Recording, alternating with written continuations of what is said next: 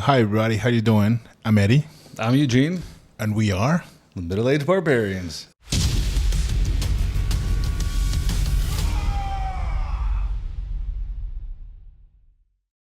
It's good to see you again. Yeah, After this, still the flood is not stopping, Eugene. What are we yeah gonna do? we had some water damage. As you can see, we had to change a little bit in the back. There's been a lot of rain here lately. Yeah, it's crazy. Cars getting stuck, becoming boats of sorts. Anyway, I cannot sun dry my clothes. no, there's no sun to dry it. Yeah. Today will be the second episode of a 3-part series on the quest from the Infinite Staircase. From the Infinite Staircase, yes. And today we're going to go over another two old school modules. More specifically, Beyond the Crystal Cave and Pharaoh. Pharaoh, yes. So you want to kick us off with Pharaoh? 'Cause I think that's kind of like the...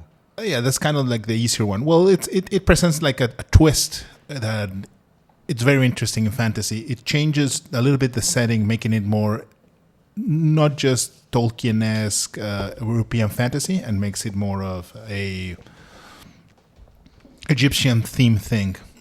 And it's pretty interesting how they make the hook, because I really liked it. They present the specter of the Pharaoh that actually commands you to rob the tomb so he can be free. Yeah, I thought that was the best part actually of the whole module. Yeah, the hook, it's amazing. It's very cool. Because your character kind of like, you're blindfolded when they take off your hood or whatever, and then you're in the desert and you have like the Sultan or one of his men in front of you. Yeah, the vizier probably. And he's like, oh, he reads this huge speech. And the speech is something like, oh, by decree of the, what would be the king or the equivalent? The Pharaoh, thereof? yeah, or whatever, yeah. He says that apparently the wizard had a mishap with a wench because there was another wench in the tent, and the people who provoked this were outsiders. And then, like, there's this whole beautifully written. Honestly, it's pretty interesting the way it's worded. And then at the end, the guy kind of like looks at the characters. He looks at you and he says, "You do understand what I'm saying. You are those filthy outsiders. So either you go there and you get what we want you to get, or you're going to disappear. We're going to kill you." And it's like, oh, okay. So Okay, I guess we'll do it. yeah. And But- then you meet the Pharaoh in the sands, and Yeah, then you go to the pyramid and you walk around and you kill random monsters. And the Pharaoh says, "It's cool, you can go there because I actually need this so I can be free." well, yeah, then there's a mummy. Yeah, of course. Who would have guessed that there would be a mummy? In something called Pharaoh with pyramids in Egypt. Well, not Egypt. Egypt. We'll call it something different. I mean, it's again, like what I mentioned last time. Let me just adjust myself here for you. Yeah, all these old campaigns were like 6 to 10 characters again. I think this one's for a little higher level. I think I wrote it down here somewhere. Let me look real quick. Yeah, it's between like 5 and 7. So like I mentioned, every time we're escalating a little bit more the difficulty, because these aren't like the character levels now. To reach level 5 and 7 in these old rules was really, really, really hard. Yeah, It it's was a really, lot really of long. time. A ton of XP. Yeah, it's. Millions. I forget. I think what levels capped out at like what 10, 12? Something like that, or 15, something of the sort. Yeah, at the most. And it's not like now that you have your base level, your Paragon, your Epic, and Yeah, you can go infinite. yeah, no, it's a lot different. But I mean, again, the design it's good for what it was. It's a dungeon crawler. It's a bunch of rooms. It's a bunch of traps. It's a bunch of generated encounters randomly.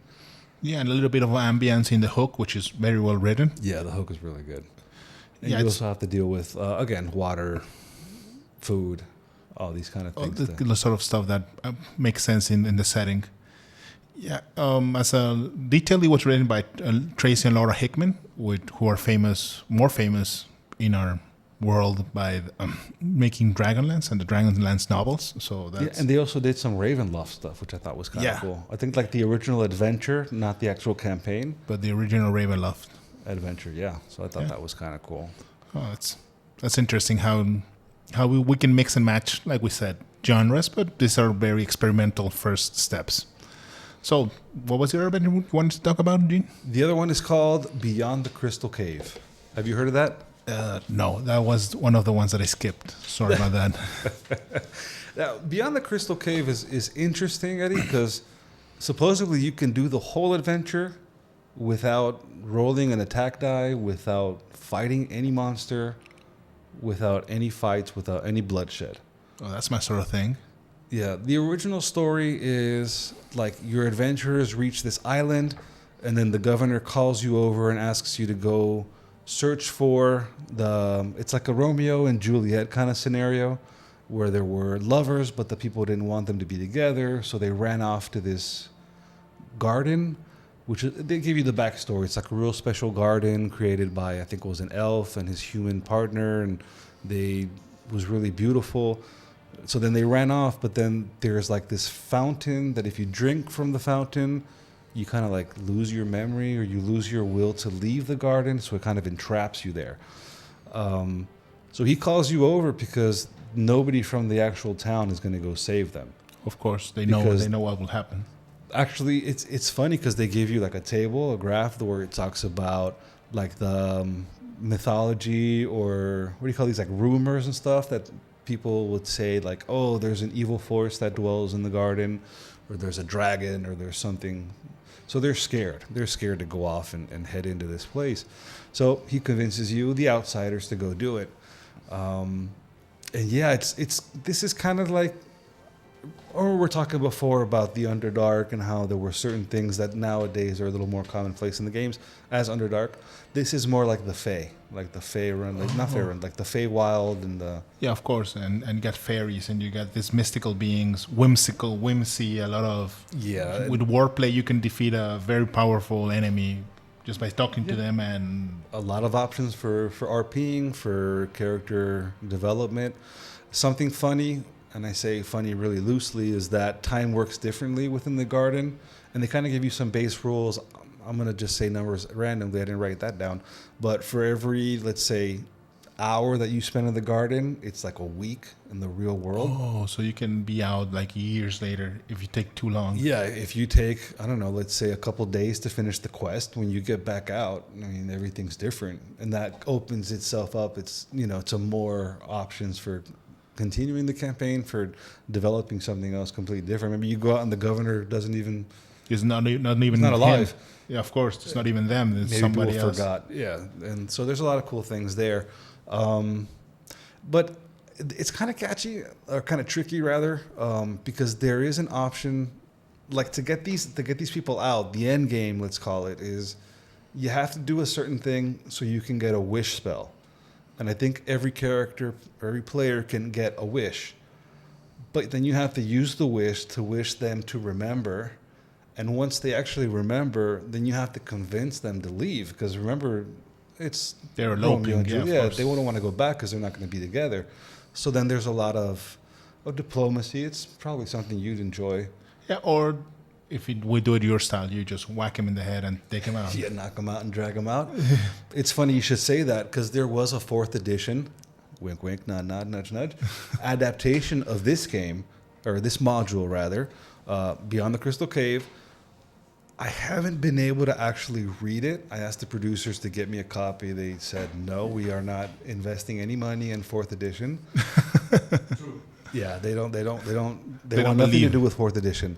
But I kind of like looked around and I read reviews and I saw some people talking about it, and the premise is different. It's like not a couple. It's like monsters that are coming from this strange cave.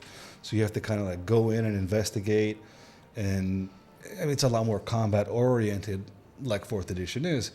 So I think that's kind of cool. I think there was like a series of Let's Plays, like this channel that people were playing it and uploading it. I might sit down and start watching it later. Yeah, we should check it out and see how to solve stuff without resorting to... Well, which is interesting. I mean, if they're going to bring this into 5th edition, like with all these adventure modules, they're going to have to adapt it to the new system, especially the new rules that are coming out now, and the new character options and the ways the backgrounds, how they work, that are different. And yeah, from the backgrounds, they're changing a lot of skills and stuff to be more role play forward. So I think it'll be interesting to see this adventure, and one that we'll be talking about in the next video in particular, will be very interesting to see what they do, how they do it, and how they can modernize it and bring it forward. Yeah, because there's also different tropes like the couple elope. Maybe they make him gay. I mean, something there's like that, or interspecies to set up something like that as a metaphor for something more modern. I mean, you say it off the cuff, but there is some promotional art for this adventure in particular, which I think depicts, I think it's like a female elf and then like an androgynous. To me, it looks like another female, which is fine. Yeah, of course. I mean, it works. Yeah. Yeah. So I don't know. We'll see. It'll be something that I'll be very curious to see how they do. Yeah, maybe they present different scenarios and you can adapt them tailor them to your players. And I wonder, can you run a whole 5th edition adventure with just role playing? I mean, I personally couldn't. I need fights. I need battles. I need something to get me going.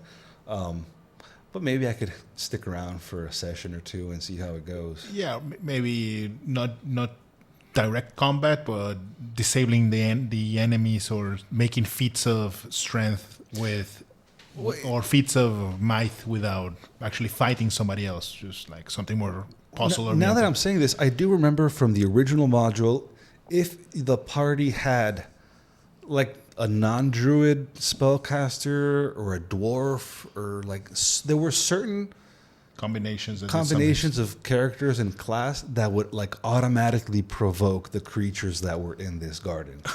So like they'll be like, it's a dwarf, and they just like go straight for their neck. Oh, so there is hilarious. fights, and there are combats that are there, but you can do the whole thing without actually having to fight at all. You can, like, I don't know, see that the creature there is an anti-dwarf creature and just hide, and you can hide that character, stick them in a bag of holding, or just make them like disguise hide behind the really big dude and just kind of bluff it out, or use magic and hide them, or illusions or something. And that's I mean, that's fun. That's different style of game. Yeah, because it's something that, I mean, I have friends that do a lot of World of Darkness, and they usually criticize that about D&D, that it's always combat and it's kind of boring for it to always be combat, which I disagree, but it's interesting to be able to do something different with this system. Yeah, I agree. That's good. All right, well, I think that kind of sums it up for today's video. Yeah. Let's do the last ones and some closing thoughts for next episode. Yeah, we'll close up with it's called Expedition to the Barrier Peaks, and I can't pronounce this last one. The Lost Caves of Sochit or something like that. Sonkath. I don't know. I'll ask the producer to let us know how to pronounce it correctly. Yeah, we'll put some videos. Although he's shrugging, so I don't think he's going to know. No idea. Yeah, he has no idea. All right, so as usual, subscribe, comment. We are on Instagram. We are on X, formerly Twitter, and we have a Discord where you can come by, say hello, chit chat, and everything's below. Yeah, everything's in the description.